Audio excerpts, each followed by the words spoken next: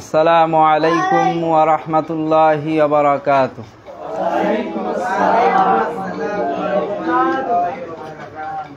আলহামদুলিল্লাহি রাব্বিল আলামিন, আসসালাতু ওয়াসসালামু আলা সাইয়্যিদিল মুরসালিন ওয়া আলা আলিহি ওয়া আসহাবিহি আজমাইন, আম্মা বা'দ। ক্বালা আন-নাবিয়্যু সাল্লাল্লাহু আলাইহি ওয়া সাল্লাম, আদ-দীনুন নাসীহা। সম্মানিত উপস্থিতি, আমরা গত শুক্রবার আলোচনা করেছিলাম যুবকদের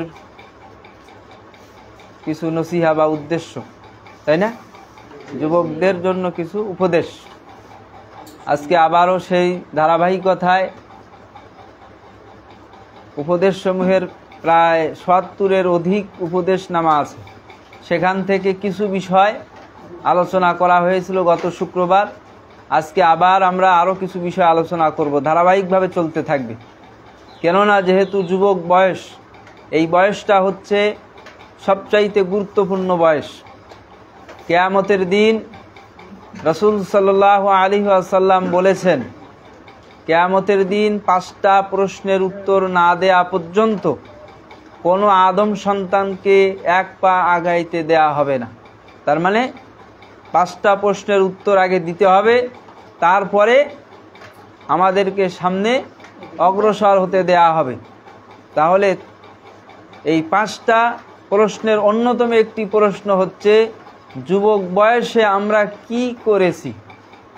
যুবক বয়সের হিসাব দিতে হবে আল্লাহ তাআলার কাছে। কেন? যারা একেবারে শিশু, যারা কিচ্ছু বোঝে না, যাদের জন্য শরীয়তের কোনো বিধান নাই, যারা ভালো মন্দ বোঝে না, এমন ব্যক্তি, তাদের জন্য তো শরীয়ত নাই, তাই না? যাদের জন্য শরীয়ত নাই তাদের ওই জীবন সম্পর্কে প্রশ্ন করা অর্থ হচ্ছে অনর্থক। আবার যারা বৃদ্ধ হয়ে গেছে, একেবারে মাজুর, রুকু সেজদা তো দূরে থাক, কখন কি বলে, কখন কি বলা উচিত তার ঠিক ঠিকানা নাই। আছে না এরকম মানুষ আমাদের সমাজে, যাদের বয়স একেবারেই কি বৃদ্ধ হয়ে গেছে। এমন বৃদ্ধ বয়সে যখন কেউ উপনীত হয়, তখন হিতাহিত জ্ঞান থাকে না, কি যেন করেছিল, কি যেন করা উচিত, কি খাইছে, কি বলবে, এমন কিছু বিষয় মনে থাকে না। কেন আল্লাহ বলছেন কি, আমি তোমাদেরকে যুবক থেকে বৃদ্ধের দিকে অগ্রসর করি। তার মানে বয়সের পরিবর্তন আসবে। এর পরিবর্তনের মূল কারণ হচ্ছে আল্লাহ তাআলা মানুষকে সৃষ্টি করছেন, এর উত্থান আছে এবং এর তার কি আছে, শেষ আছে। একটা নির্দিষ্ট সময়কাল পর্যন্ত মানুষকে আল্লাহ তাআলা একটা সুযোগ দেন, আবার এই সুযোগকে হাতছাড়া হয়ে যায়। যুবক বয়সটা হচ্ছে এমন একটি বয়স, এই বয়সে মানুষ যা ইচ্ছে খুশি করতে পারে। বৃদ্ধ ব্যক্তি যদি বলে আমি জেনা করি না, ও জেনা কি করবে? ও তো সক্ষমতায় নেই। যদি শিশু বলে, শিশু কি করবে? তার তো যৌবন আসেনি। তার মানে প্রাইমারির মাস্টার যদি বলে যে আমি ঘুষ খাই না, তো আপনি ঘুষ খাবেন কি করে? আপনার তো ঘুষ দেওয়ার কোনো অপশনে নেই। তার মানে নির্দিষ্ট একটা বয়স থাকবে, যেই বয়সে মানুষ ভালো মন্দ, অন্যায়, খারাপ কাজ করার সুযোগ পাবে, কিন্তু করবে না। আবার সুযোগ থাকবে কিন্তু কাজ হবে না, তার শরীর বা তার মানসিক চিন্তা ওগুলো আসবে না, কল্পনাতে আসবে না। এজন্য যে বয়সটায় মানুষ সবচাইতে বেশি গুরুত্ব দেওয়া উচিত তা হচ্ছে যুবক বয়স। এজন্য যুবকদের জন্য কিয়ামতের দিন হবে অত্যন্ত কঠোর হিসাব। কেননা এই বয়সটা হচ্ছে ভালো মন্দ বোঝার, গ্রহণ করার এবং ইবাদত করার সক্ষমতা থাকে এই সময়। বৃদ্ধ হয়ে গেলে রুকু সেজদা ঠিক মতন দিতে পারে না, হাঁটুতে ব্যথা, কোমরে ব্যথা, চেয়ার লাগবে, বসতে হবে, শুইতে হবে, অনেক শারীরিক অক্ষমতা থাকে, রোগ ব্যাধির কারণ হয়। কিন্তু যুবক বয়সে এটা থাকে না।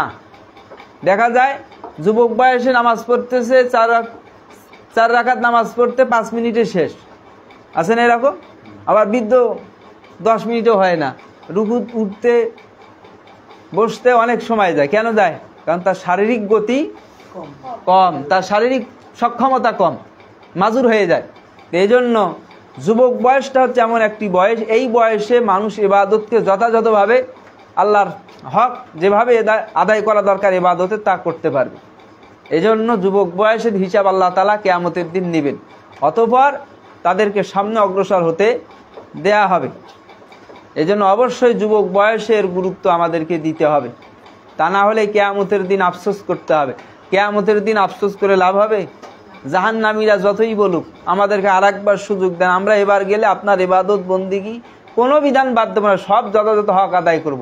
কিন্তু আল্লাহ কি শুনবে? না, মরা পর্যন্ত, তারপরে আর নাই। তওবা মরার আগ পর্যন্ত সুযোগ, মরে গেলে আর তওবা করে লাভ নাই। আবু জেহেল যতই তওবা করুক লাভ হবে এখন? না। কেন? মারা গেছে, তার তওবার দরজা বন্ধ। মৃত্যুর যন্ত্রণা শুরু হওয়ার আগ পর্যন্ত তওবার অপশন খোলা থাকে,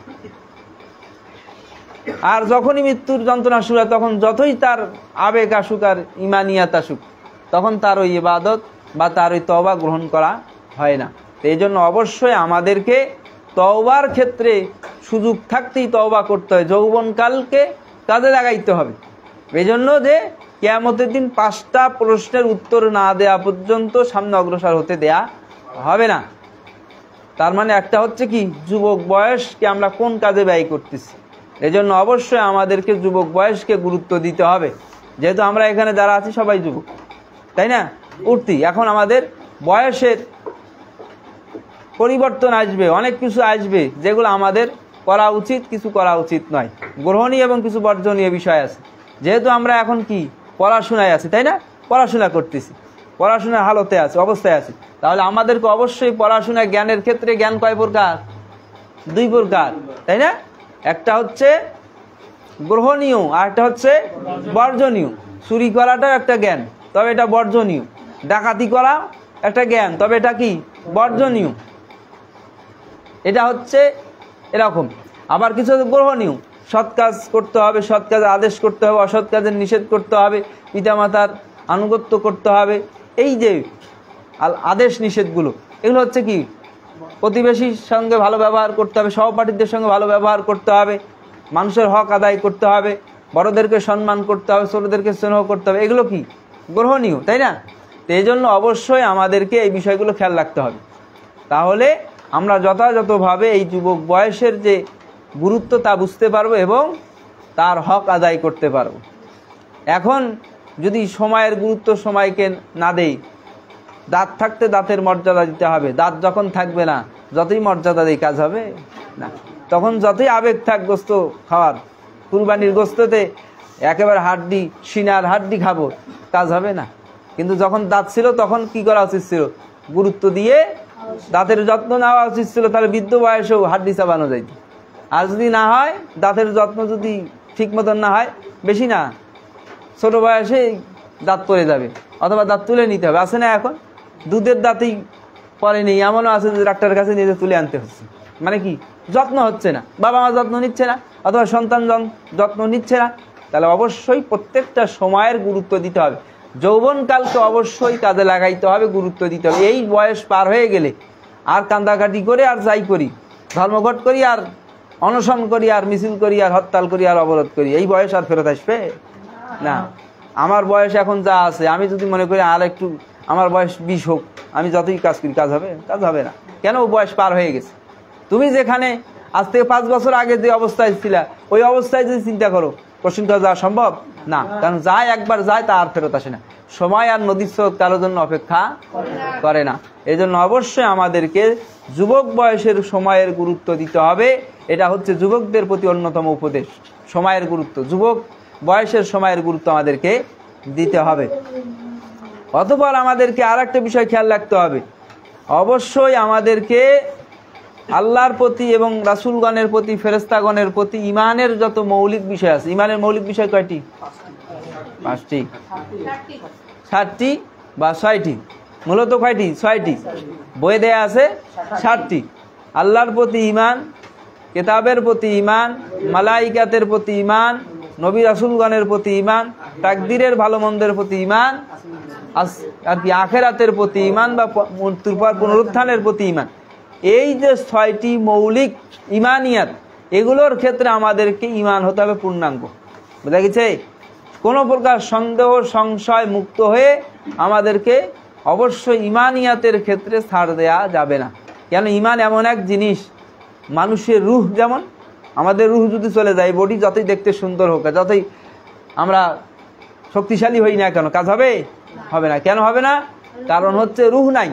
মানুষ মারা গেলে, পরশুদিন একটা ভিডিওতে দেখলাম, মারা গেছে, লাশ নিয়ে যাচ্ছে ভ্যানে করে, ভ্যানে করে লাশ নিয়ে যাচ্ছে, বৃষ্টি হচ্ছে, ভ্যানওয়ালা দোকানে আশ্রয় নিয়েছে, লাশ বৃষ্টিতে ভিজে যাচ্ছে।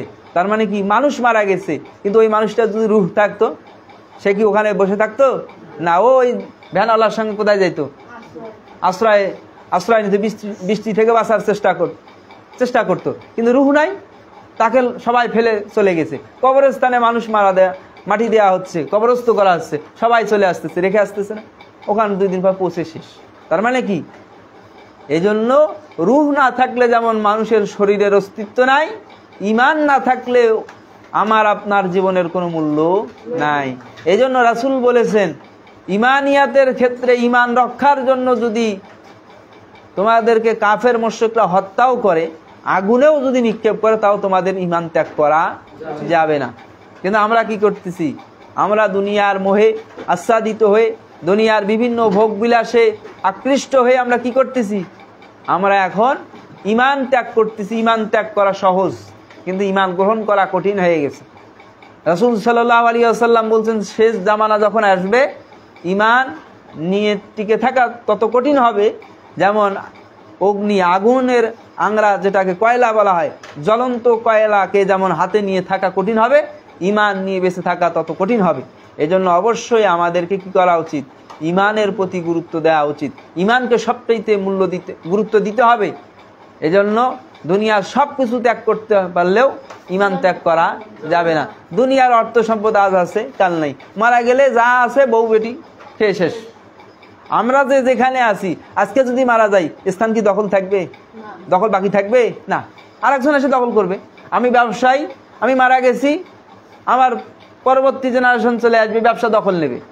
আমি যেখানে চাকরি করি, আমার মৃত্যু হলে আমার ওই জায়গা কি ফাঁকা রাখবে? না, আরেকজন এসে শিক্ষকতা করবে। তাহলে তুমি যেখানে আছো বা আপনারা যেখানে আছেন, দেখবেন সেখানে কি হবে? স্থান থাকবে না। ওই যে গতকালকে আমি ইয়েতে দেখলাম, একটা খবরে দেখলাম, বড় সন্তান মারা গিয়েছে রাত 12টায়, রাত 3টায় আর এক সন্তান জন্ম দিয়েছে। তার মানে কি? এক সন্তান মারা গেছে, আর এক সন্তান তার স্থান দখল করছে। এটাই বাস্তবতা।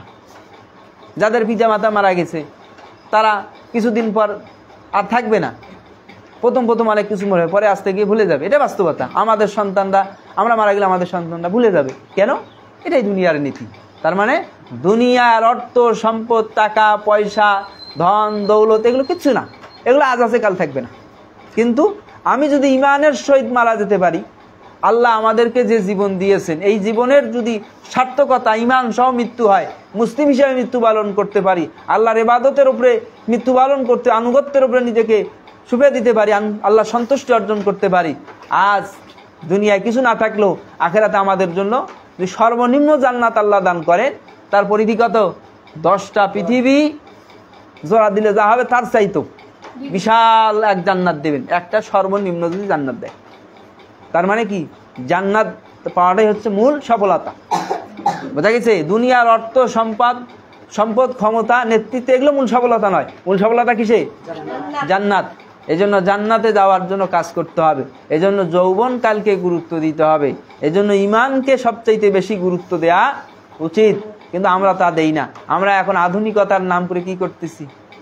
আমরা এখন বিভিন্ন অন্যায়, অশ্লীল, খারাপ কাজ, ইমান বিরোধী, ইসলাম বিরোধী কাজে জড়িয়ে যাচ্ছে, আছে না? বিভিন্ন দেখা যাচ্ছে আমাদের চুলের কাটিং, আমাদের জুতার ফিতার কাটিং, আমাদের কি বলে বিভিন্ন পোশাক আশাক, আমাদের বিভিন্ন অনুষ্ঠান, আমাদের বিভিন্ন দিবস, এগুলো আমরা গ্রহণ করতেছি, মনেই করতেছি না যে এগুলো কি ইসলাম না গায়রে ইসলাম। এগুলো আমাদের কোনো কিছুই কাজে আসতেছে না। মূল কারণ হচ্ছে আমাদের ইমানিয়াতের ক্ষেত্রে আমাদের কি হয়েছে? ঘাটতি আছে। ইমান বাড়ে এবং কমে। বোঝা গেছে? ইমান বাড়ে এবং কমে। আল্লাহ তাআলা কোরআনুল কারীমে বলছেন, তোমরা কোরআন তেলাওয়াত করো। কেন? তাহলে কি হবে? তোমাদের ইমান আলাইহিম, তোমাদের ইমান বৃদ্ধি পাবে। তার ইমান বৃদ্ধি হয়, আবার কমেও যায়। আমরা যে যত বেশি ভালো কাজ করব, সে তত কি পাবে? আমাদের ঈমান বৃদ্ধি পাবে। আর ঈমান কমে যাবে কখন? যখন আমরা ইবাদত করব না, যখন আমরা ঈমানকে ছেড়ে দেব, বিভিন্ন ধরনের কুসংস্কার, বিভিন্ন ধরনের বেদাত, বিভিন্ন ধরনের অনিসলামিক কর্মকাণ্ড, বিভিন্ন ধরনের অনিসলামিক নীতি আদর্শ গ্রহণ করব, রাসূলের আদর্শ বাদ দিয়ে মানুষকে বিভিন্ন, গত ক্লাসে বলছিলাম না, আমরা এখন কাদেরকে নিচ্ছি? বিভিন্ন নায়ক নায়িকাদের অনুসরণ করতেছি, গায়িকাদের অনুসরণ করতেছি, যাদের জন্মেরও ঠিক নাই, যাদের সন্তানের জন্মেরও ঠিক নাই। তার মানে কি? তাদের জন্মসূত্রগত সমস্যা, তাদের নীতি নৈতিকতা তো বালাই নেই, তাদের কোনো নৈতিকতা বোধ নাই। তার মানে তারা যে অবস্থা, আমরা যদি তাদের অনুসরণ করি, তারা আমাদের কি শিক্ষা দেবে? আমাদেরকে অশ্লীলতা শিক্ষা দেবে। চালুনের যদি অনুসরণ করি, তাহলে চালুনের তো সবই ফুটা, তাই না? যার নিজের চরিত্র ঠিক নাই, তাকে যদি আমরা অনুসরণ করি, আমার কি চরিত্র আসবে? এজন্য যার চরিত্র সবচাইতে উত্তম, তিনি হচ্ছেন কে? মুহাম্মদ সাল্লাল্লাহু আলাইহি ওয়াসাল্লাম। তাকে আদর্শের মডেল হিসেবে গ্রহণ করতে হবে, তার আদর্শে আদর্শবান হইতে হবে, তাকে আধুনিক মডেল হিসেবে নিতে হবে।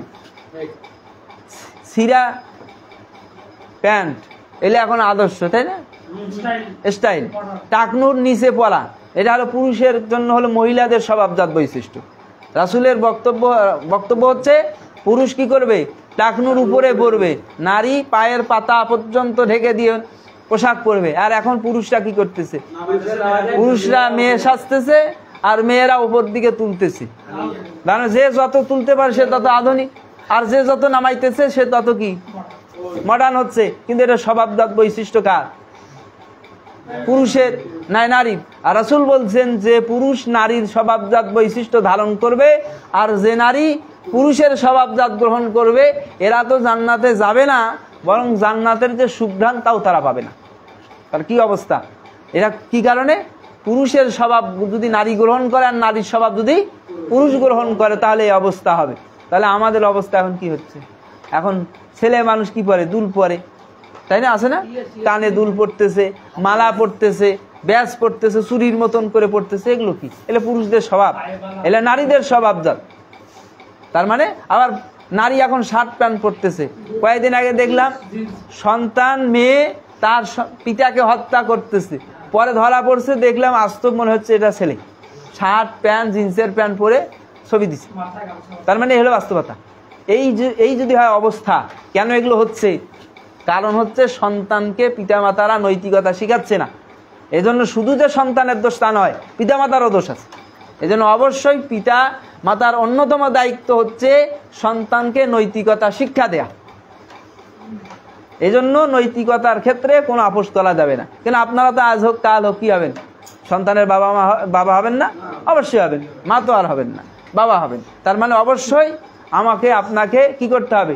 পিতৃত্বের দাবি অনুযায়ী আমাদেরকে পরবর্তী যে প্রজন্ম আসবে তাদেরকে আদর্শ মানুষ করতে হবে। আর আদর্শ মানুষ কে করবে? নিজেদেরকে তো আগে আদর্শবান হইতে হবে, নাকি গোবরে পদ্ম ফুল ফুটাবার চেষ্টা করলে হবে না? তার মানে অবশ্যই আমাদেরকে নিজেদেরকে আদর্শ মানুষ হইতে হবে, তাহলে অন্যরা আদর্শ মানুষ হিসেবে গড়ে তোলা সম্ভব।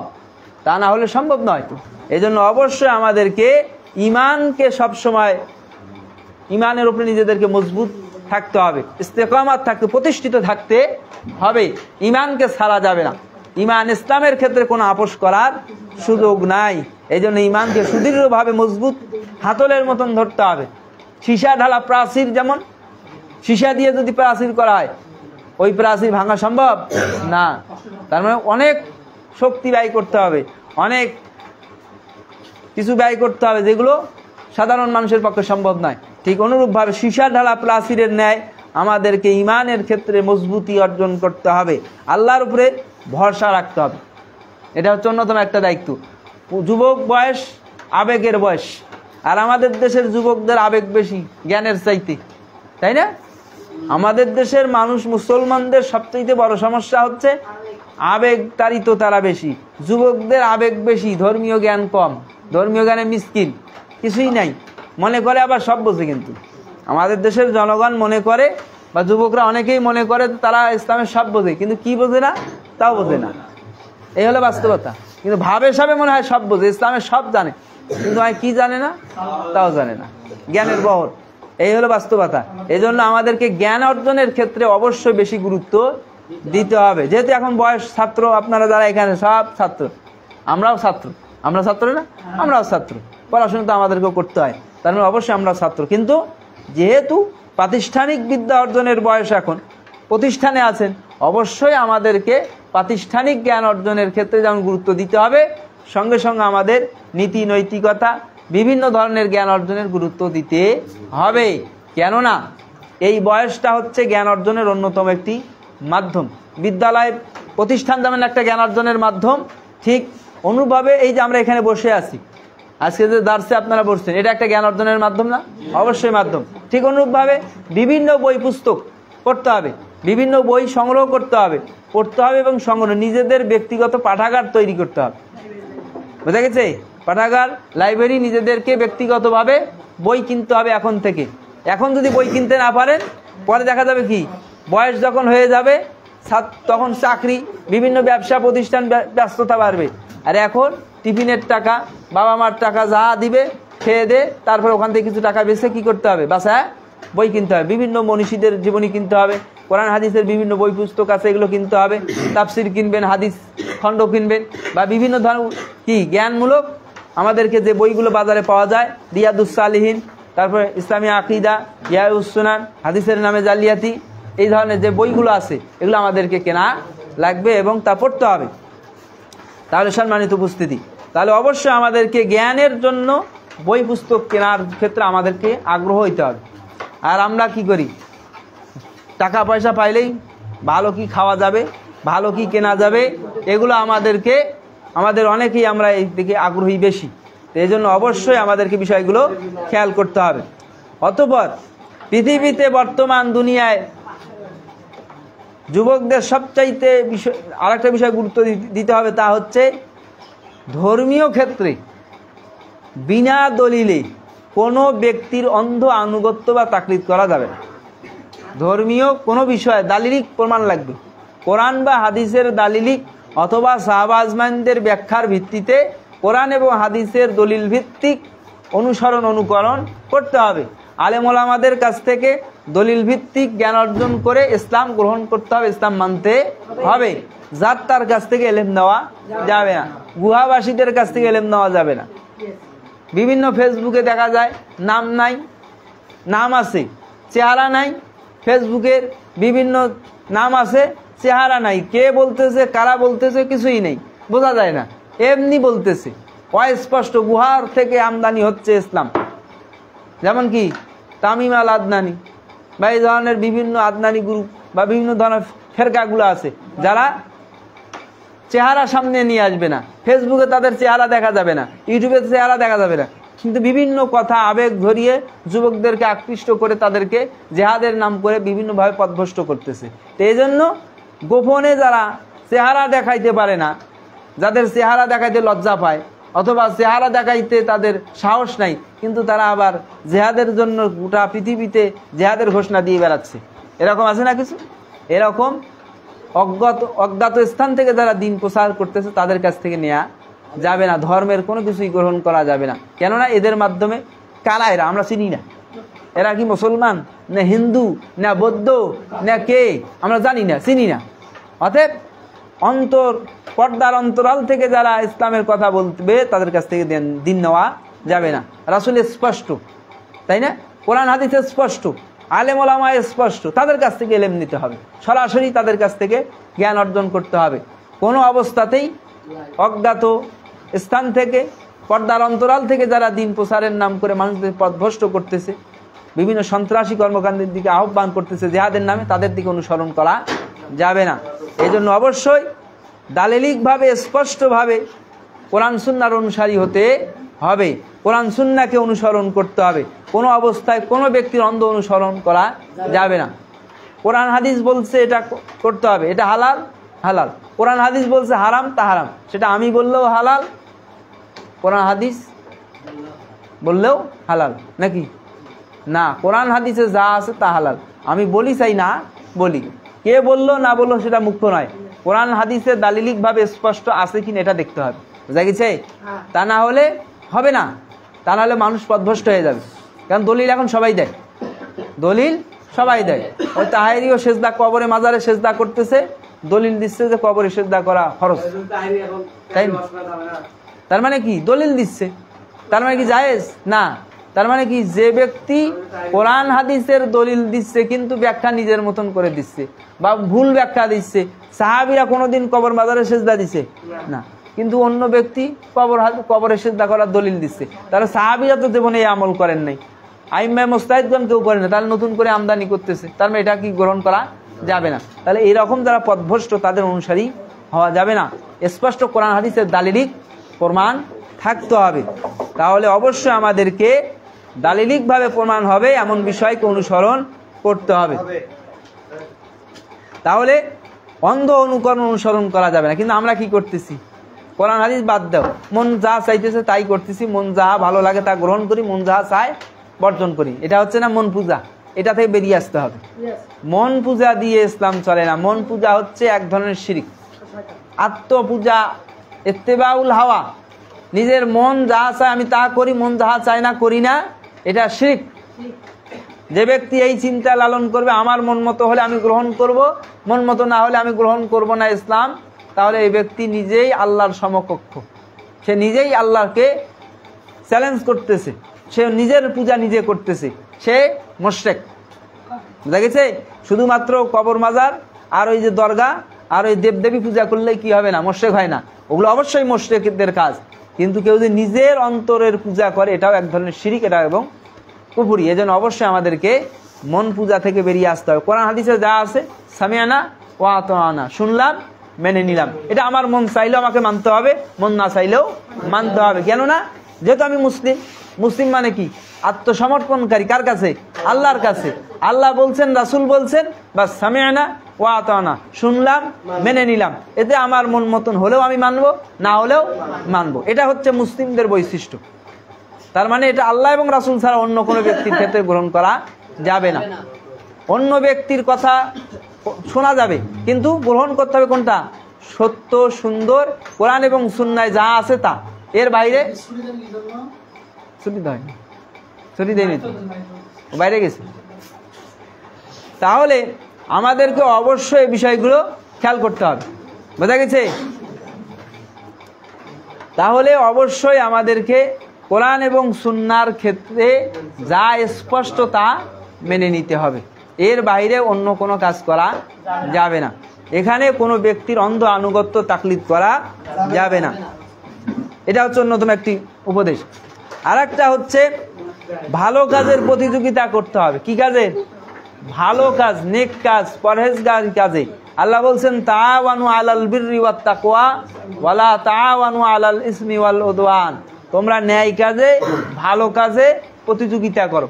যুবক বয়স, এই শক্তি, এই সামর্থ্যকে ভালো কাজে ব্যয় করতে হবে, প্রতিযোগিতা করতে হবে। কে কার চাইতে বেশি পড়াশোনা করতে পারি, কে কার চাইতে বেশি আমরা ভালো কাজ করতে পারি, এই কাজের প্রতিযোগিতা করতে হবে। তাহলেই প্রকৃত অর্থে আমাদেরকে অবশ্যই কি করতে হবে? প্রতিযোগিতা করতে হবে ভালো কাজের। কিন্তু আমরা কি করতেছি? খারাপ কাজে। কে কত দুষ্টমি করতে পারি, কে কত ফাজলামি করতে পারি, কে কত ইসলাম বাদ দিয়ে অন্য কাজে আগ্রহী বা খারাপ কাজে আমরা প্রতিযোগিতায় লিপ্ত হই। এখান থেকে বেরিয়ে আসতে হবে। তাহলে আমরা প্রকৃত অর্থে যৌবনের যে হক তা আদায় করতে পারবো। তাহলে অবশ্যই ভালো কাজের প্রতিযোগিতা আমাদেরকে করতে হবে। অতঃপর আমাদেরকে প্রকাশ্য এবং অপ্রকাশ্য সকল নাপাকি থেকে সর্বদা পবিত্র থাকতে হবে। পবিত্রতা কয় প্রকার? ক্লাস 6-এ 2 প্রকার বলা হয়েছে না? একটা হচ্ছে হাকিকি এবং হুকমি। মানে হাকিকি মানে কি? যা স্পষ্ট, যা মানুষ দেখে অপবিত্র, আমরা যা সব জানি বুঝি, যা স্পষ্ট কোরআন হাদিস এবং জাগতিকভাবে মানুষ দেখতে পায় এমন অপবিত্র, নোংরা, আবর্জনা, পোশাকের ক্ষেত্রে, ব্যবহারিক জিনিসপত্র থেকে, সব কিছু থেকে, নাপাকি, অপরিষ্কার থেকে আমাদেরকে মুক্ত হইতে হবে। এবং হুকুমগত, যা শরীয়ত ইসলাম কর্তৃক নির্ধারিত অপবিত্র, নোংরা, আবর্জনা, অপবিত্র হিসেবে গণ্য, সেটা হোক কথার ক্ষেত্রে, কর্মের ক্ষেত্রে, আদর্শের ক্ষেত্রে হোক, চাই অন্তরের মধ্যে লুকিয়ে থাকা হিংসা, বিদ্বেষ, অথবা জিজ্ঞাসা অথবা শিরিক কুফুরি বেদাত ইত্যাদি এই জাতীয় যা আছে সব কিছু থেকে আমাদেরকে অন্তরকে কি করতে হবে? পবিত্র করতে হবে। যেমন যাকাত শব্দের অর্থ কি? পবিত্রতা, তাই না? যাকাত শব্দটার দুইটা অর্থ আছে, একটা হলো অর্থনৈতিক পবিত্রতা আর একটা হলো অন্তরের পবিত্রতা, তাজকিয়াতুন নফস। এজন্য অপবিত্রতা বলতে আমাদেরকে পবিত্র হতে হবে অন্তরের পবিত্রতা থেকে, শিরিক কুফুরি থেকে নিজেকে মুক্ত রাখতে হবে, নেফাকি থেকে মুক্ত হইতে হবে, হিংসা বিদ্বেষ থেকে আমাদেরকে মুক্ত হইতে হবে এবং কোরআন এবং সুন্নাহকে যথাযথভাবে অনুসরণের মাধ্যমে আমাদেরকে ইসলামের দিকে ফিরে আসতে হবে। তাহলে আমাদেরকে অবশ্যই প্রকাশ্য এবং অপ্রকাশ্য সকল প্রকার নাপাকি অপবিত্রতা থেকে আমাদেরকে পবিত্রতা অর্জন করতে হবে। আরেকটা কাজ হচ্ছে আমাদেরকে অবশ্যই নামাজের ক্ষেত্রে গুরুত্ব দিতে হবে। নামাজের ক্ষেত্রে গুরুত্ব বলতে ফরজ নামাজের গুরুত্ব সবচেয়ে বেশি দিতে হবে। 5 ওয়াক্ত ফরজ সালাত যথাসময়ে আদায় করতে হবে। আল্লাহ তাআলা কি বলছেন? আমি মুমিনদের জন্য, ইমানদারদের জন্য, মুসলিমদের জন্য নির্ধারিত সময়ে সালাত আদায় ফরজ করে দিয়েছি। তার মানে নির্ধারিত সময়ে সালাত আদায় করতে হবে। জোহরের জন্য নির্ধারিত, আসরের জন্য নির্ধারিত, ফজরের জন্য নির্ধারিত, মাগরিবের জন্য নির্ধারিত, এশার জন্য যে নির্ধারিত ফরজ সালাতের সময়, এই সময়ের মধ্যে এবং সবচেয়ে উচিত হলো আউয়াল ওয়াক্তে আদায় করা। কিন্তু তা না হলে অবশ্যই নির্ধারিত সময়ের মধ্যে আদায় করতে হবে। কখনো যদি ঘুমের কারণে অথবা অচেতন হয়ে গেছে অথবা কোনো কারণ ভুলে গেছে, যখনই স্মরণ হবে তখনই যে ওয়াক্তের সালাত আদায় হয়নি ওই ওয়াক্তের সালাত আদায় করতে হবে। কেননা তা না হলে কিয়ামতের দিন আল্লাহর কাছে কঠিন শাস্তির মুখোমুখি হতে হবে। রাসূল সাল্লাল্লাহু আলাইহি ওয়াসাল্লাম বলেছেন, আউয়ালু মা ইউহাসাবু বিহিল আবদি ইয়াউমাল কিয়ামাতিস সালাহ। কিয়ামতের দিন প্রথম যে হিসাব হবে আল্লাহর হকের ক্ষেত্রে তা হচ্ছে সালাত। 5 ওয়াক্ত সালাত আদায় করেছে কিনা এই হিসাবে যে বেঁচে যাবে সে অন্য সকল ক্ষেত্রে বেঁচে যাবে। আর এই ক্ষেত্রে যে ধরা খাবে সব ক্ষেত্রে সে ধরা খাবে। কোনো ব্যক্তি যদি পরীক্ষার ক্ষেত্রে টেস্টে ফেল করে, যেমন আমাদের সিস্টেম, এরপর থেকে আর কি করা হবে না, তাকে আর পরীক্ষায় অংশগ্রহণ করতে দেয়া হবে না, টেস্টে ফাইনাল হবে। ঠিক কোনো ব্যক্তির নামে মামলা হয়েছে, মামলা যদি চার্জশিট থানা থেকে পাস হয় যে না সে কর্মের সঙ্গে যুক্ত নয়, তাহলে পাস, তাহলে আর কোর্টে যাওয়া লাগবে না। আর যদি সে থানায় ধরা খায় তাহলে কি হবে? কোর্টে যাওয়ার একই অবস্থা হবে, ওখানে ধরা খাবে। তার মানে প্রথম প্রশ্নই হচ্ছে সালাত। 5 ওয়াক্ত সালাতের ক্ষেত্রে যে সার্থকতা আসবে, সফল কাম হবে, সে অন্য অন্য ক্ষেত্রে সে সফলতা অর্জন করবে। মানে 33 পাস, 33-এ যে পাস করবে সে বুঝে গেল সে পাস। এখন সে সি হোক, ডি হোক, আর এ হোক, আর এ মাইনাস হোক, আর গোল্ডেন হোক, সেটা পরের হিসাব। পাস তো করছে, এটা নির্ধারিত, তো ফাইনাল তো হয়েছে। কিন্তু সে যদি 33-এর কম পায়, ধরা এখানে আর হবে না। এই জন্য অবশ্যই আমাদেরকে এই বিষয়টা খেয়াল রাখতে হবে এবং অবশ্যই আমাদেরকে যথাসময়ে সালাতের হক আদায় করতে হবে। নামাজে দাঁড়িয়ে খোসলা খুসলি, এ ওকে ট্যাংলানো বা বিভিন্নভাবে শয়তানি করা, বদমাইশি করা, অলসতা প্রদর্শন করে এগুলো করা যাবে না। কেন কি বলছেন? আল্লাহ তাআলা বলছেন, ফাওয়াইলুল লিল মুসাল্লিন, ধ্বংস হোক ওই মুসল্লি যে নামাজে উদাসীন, এদিক সেদিক তাকাতাকি করে, বিভিন্নভাবে নামাজের মধ্যে দুষ্টমি করে অথবা অলসতা করে, সময়ের নামাজ সময়ে পড়ে না। আমাদের দেশে গ্রাম অঞ্চলে কি হয়, আরো মেয়েরা বা মহিলারা দেখা যায় তারা 5 ওয়াক্ত সালাত, ফজরের, জোহর, আসর, মাগরিব সব এশা একসঙ্গে, এরকম হয় অনেকে। আবার পুরুষরা কি, তার তো ঠিক ঠিকানা নেই, ফজরের একবার যদি না আসছে, আজকে যেহেতু ফজর নামাজ পড়িনি আর না পড়লেও চলবে, এরকম হয়। তবে এগুলো করা যাবে না। এই জন্য যথাসময়ে নামাজের গুরুত্ব দিতে হবে। তা না হলে কিয়ামতের দিন আমাদের কি করতে হবে? আল্লাহর সামনে কঠিন অবস্থা হয়ে যাবে। এই যুবক বয়সে যদি এই সময়ের হিসাব যদি আমরা দিতে পারি তাহলে কি হবে? বৃদ্ধ বয়সে গিয়ে নামাজের রুকু সিজদা ঠিক মতো করতে না পারলে আল্লাহ মাপ দেবে, কিন্তু যুবক বয়সে যদি না হয় তখন কি মাপ করবে? পশ্চিমকালেও না। এই জন্য অবশ্যই যুবক বয়সেই ভালোভাবে সুন্দরভাবে আল্লাহর ইবাদত করতে হবে, যথাযথভাবে সময়ের গুরুত্ব দিতে হবে। আর বৃদ্ধ বয়সে আল্লাহ মাফ করবেন, কিন্তু যৌবনকালের মাফ হওয়ার সম্ভাবনা খুব কম। এই জন্য অবশ্যই আমাদেরকে যৌবনের হিসাবকে গুরুত্ব দেওয়া উচিত। আল্লাহ তাআলা আমাদেরকে ইমানদার মুসলিম হিসাবে প্রকৃত সময়ের গুরুত্ব দিয়ে, যৌবনকালের সময়ের গুরুত্ব দিয়ে 5 ওয়াক্ত সালাতকে যথাযথ সময়ে এর হক আদায় করে তারপরে আমাদেরকে আল্লাহর সামনে যেন উপস্থিত হতে পারি এবং যৌবনকালের যে নসিহা, এই নসিহতগুলো যেন আমরা পালন করতে পারি, এই দোয়া এবং দাওয়া রেখেই আজকের আলোচনা এখানে শেষ করতেছি। আসসালামু আলাইকুম ওয়া রাহমাতুল্লাহি ওয়া বারাকাতুহু।